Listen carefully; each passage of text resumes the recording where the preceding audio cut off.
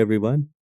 Learn how to create a folder or label in Gmail and move emails to that particular folder or label.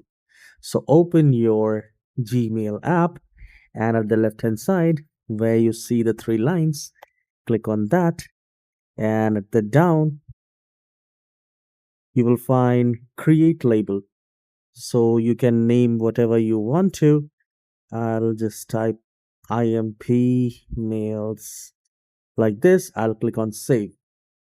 So now we have successfully created a label and now we will move any email into that. So I'll go to the primary section.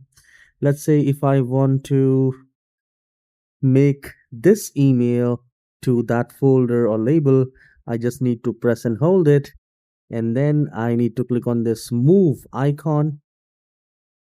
I'm sorry, let me show you again.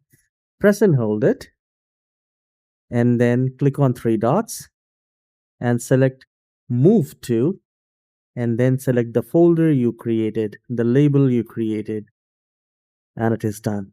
Now if I'll go and check the recent labels, I can see the mail is there. So you can create as many as labels and move emails to it.